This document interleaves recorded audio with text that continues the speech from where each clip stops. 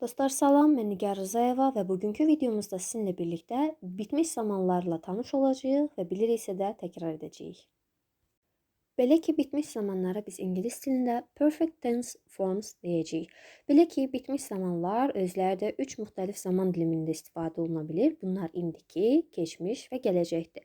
Belə ki, bitmiş zamanın mahiyyəti odur ki, o hansı hərəkətləri göstərir? Bitmiş və nəticəsi göz önündə olan hərəkətləri biz bitmiş zamanlarla göstərəcəyik.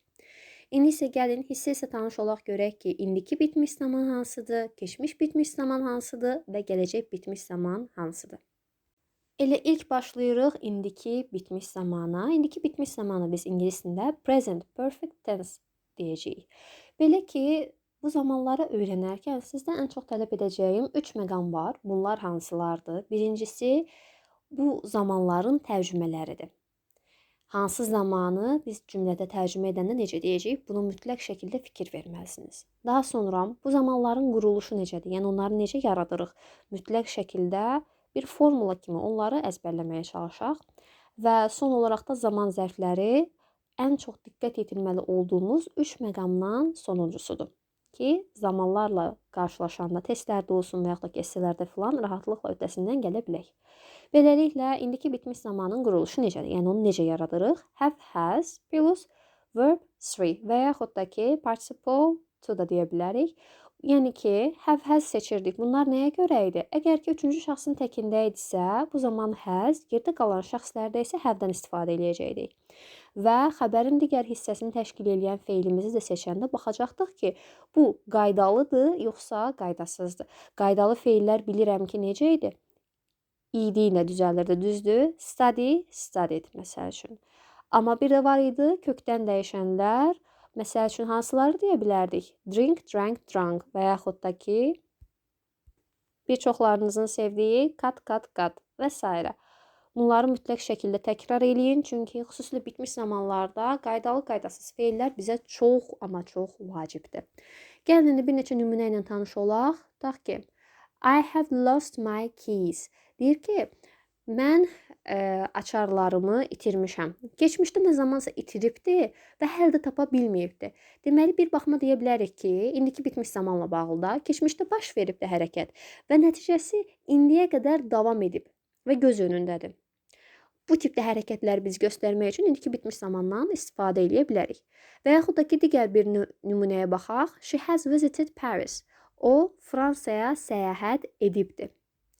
Burada da baxıram ki, hərəkətin nə vaxt baş verdiyi vacib deyil. Amma ki, nə vaxtsa baş veribdir və mən onu vurğulaya bilirəm. Yəni ki, mən nə vaxtsa Fransaya getmişəm. Düzdür, keçmişdə gedib gəlmişəm, amma ki, bu hələ də öz mövcudluğunu saxlayır da. Yəni, mən orada olmuşam. Bu formada indiki bitmiş zamanı istifadə edə bilirik. İndi isə keçək indiki bitmiş zamanda istifadə olunan zaman zərflərinə. Burada bir sıra zaman zərflərimiz var. Məsəl üçün, elə başlayaq already-dən, hansının ki, mənası artıq demək olacaq. Just indicə, never heç vaxt, ever heç, yet hələ. Xüsusilə də yeti vurğulamaq istəyirəm ki, yet cümlənin sonunda işlənirdi və hansı cümlələrdə? İnkar cümlələrində. Lately son vaxtlar, recently bu yaxınlarda, since və for-u burada sadəcə bir söz kimi qeyd eləmişəm. Amma ki, bunlar tək işlənmirlər. Bunlar müəyyən ifadələrlə işlənir. Yəni, since təklikdə bəri deməkdir.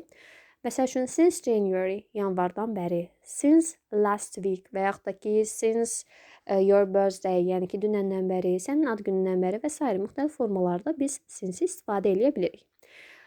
Və yaxud da ki, for. Burada da bir sözlə yazmışam, mənası əslində üçün kimi bilirik, amma burada işlənəcək ifadələrdə biz foru boyunca, kimi, dək, qədər kimi də tərcümə edə biləcəyik. Məsəl üçün, for 2 months, 2 ay boyunca, for 2 minutes, 2 dəqiqə boyunca və s.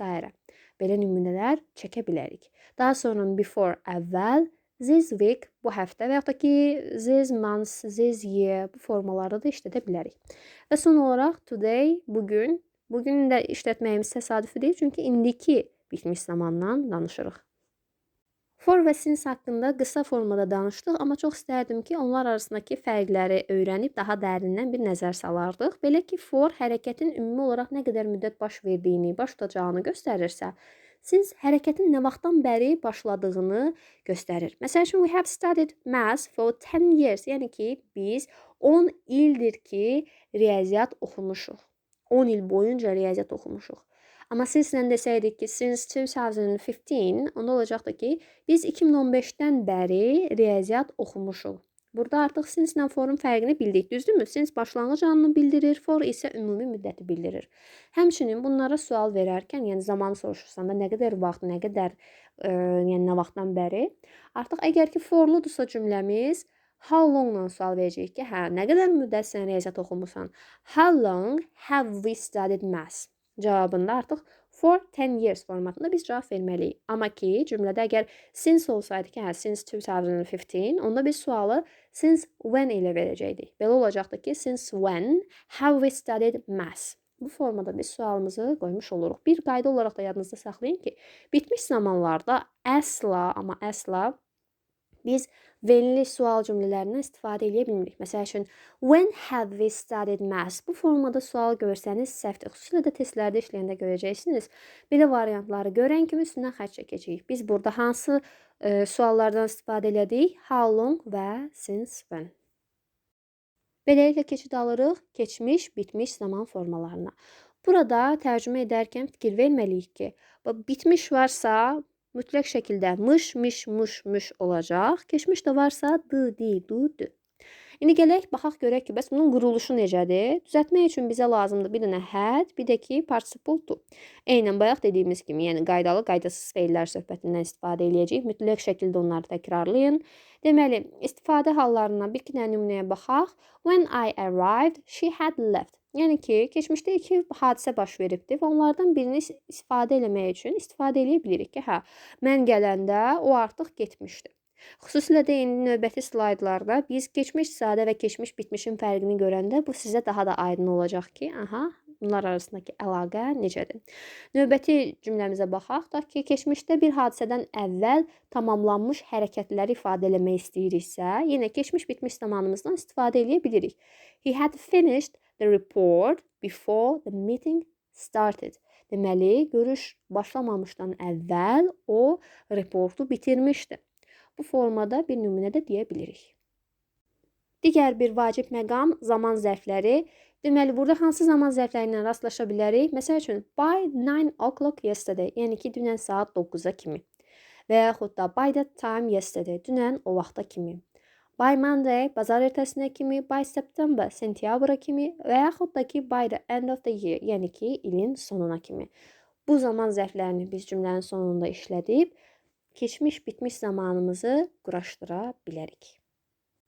İndi isə keçid alaq, görək ki, bəs past perfect və past simple arasındakı əlaqə, fərqlər necədir? Belə ki, past perfect keçmiş, bitmişdir, past simple isə keçmiş, sadədir. Əgər ki, bir xronologiyanı göstərən oxumuz olsaydı və onun bir ucunda qədim, keçmişə hadisələr, digər tərəfində isə indiki zamanı göstərsəydik, bu zaman past simple, yəni ki, keçmiş sadə zamanı nisbətən ortaya, past perfect, yəni ki, keçmiş bitmişi isə nisbətən qədimə doğru yazardıq, qeyd eləyərdik. Tutaq ki, hal-hazırda indiki zamanda saat 10-dur, amma yağış başlayıbdı saat 9-da və biz də evdən çıxmışıq neçədə? 8-də. Əgər ki, baxsaq, indiki zamana nəzərən bu iki hərəkətin hər ikisi keçmiş toplu. Düzdür, biri 8-də, biri 9-da. Amma bunlar arasında da müəyyən qədər fərq var. 8-dəki 9-a nəzərən daha qədimdə, daha əvvəl baş veribdi. Biz evdən yağış başlamamışdan əvvəl çıxmışıq demək istəyirik. Burada artıq past perfect ilə past simple-ın müəyyən qədər fərqini görmüş olacağıq. Necə deyirik? We had left the house. Aha, bu oldu artıq keçmiş hərəkətlərdən birincisi. Hansı ki, hansı zamandır? Keçmiş, bitmiş. Amma yağışın yağma anını biz past simple ilə göstəririk və sadəcə deyirik ki, it rained. Bu formada past perfect və past simple-ın müqayisəsinə fikir verərək onlardan istifadə edib gözəl cümlələr qura bilərik və çox zamanda testlərdə rastlaşacağıq. Onsuz zaman uzlaşması testlərində bir qayda olaraq yadınızda saxlayın ki, əgər ki cümlənin bir tərəfində keçmiş varsa, digər tərəfində də mütləq şəkildə keçmiş olacaq. Sadəcə olaraq indi burada ola bilər ki, keçmiş sadə olsun, keçmiş davam edəcək, keçmiş bitmiş, keçmişə nəzərən gələcək və s. Bunları xüsusilə də testləri işləyən zaman daha aydın bir şəkildə başa düşmüş olacaqsınız. Və bitmiş zamanların ən sonuncusuna keçid eləyirik. Bu isə gələcək bitmiş zamandır. Yəni ki, future perfect tense. Bunun deməli adında həm gələcək var, həmçinin də bitmiş var, düzdürmü? Ona görə də bunun tərcüməsində biz həm mışmışı deməliyik, həmçinin də acaq əcəyi də vurğulamalıyıq. Belə ki, quruluşca, yəni bunun düzəlməsi necədir? Will have plus verb 3. Yəni ki, participle to. Yenə gedib çıxırıq irregular, regular verbə. Burada normalda bilirik ki, gələcəkdə shall have filan da deyirdik, amma mən sizə dəfələrlə demişəm ki, o artıq arxivdə qalıbdır və biz onu istifadə eləmirik. Ona görə sadəcə elə will have-i bilməyiniz sizə kifayət eləyəcək. Və istifadə hallarına baxası olsaq, tutaq ki, gələcəkdə müəyyən bir zamana qədər tamamlanacaq hərəkətləri ifadə etmək istəyiriksə, bu zaman gələcək bitmiş zamandan istifadə eləyə bilərik. Məsəl üçün, by next week I will have finished the project. Deyir ki, gələn həftəyə kimi mən bu tapşırığı bitirmiş olacağam. Görürsünüz? Həm içərisində mışmışı var, həmçinin də acaq əcəyi var. Bitirmiş olacağam. Və yaxud da ki, gələcəkdə baş verəcək hadisələrin nəticəsini göstərmək istəyiriksə, yenə gələcək bitmiş zamandan istifadə edə bilirik. Tutaq ki, they will have left by the time you arrive. Deyir ki, yəni sən gələnəcən onlar getmiş olacaqlar, onlar çıxmış olacaqlar. Bu formada da cümlədə işlədə bilirik.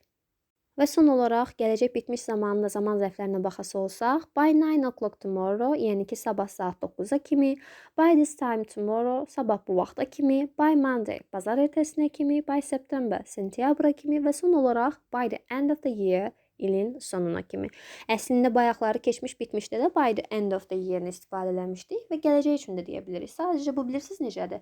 Hal-hazırda bizim ilin hansı periodunda olmağımızdan, həmçinin bu cümləni nə məqsədlə istifadə etdiyimizdən asılı olaraq dəyişə bilər. Amma ki, biz onu həm gələcək bitmişdə, həmçinin keçmiş bitmişdə də istifadə eləyə bilirik. Və beləliklə bugünkü dərsimizin sonuna çatmış olduq. Ümid edirəm ki, bitmiş zamanlar sizə müəyyən qədər də aydın oldu və təkrar edə bildik. Bir sonraki dərs videolarında görüşənədək sağ olun, salamat qalın.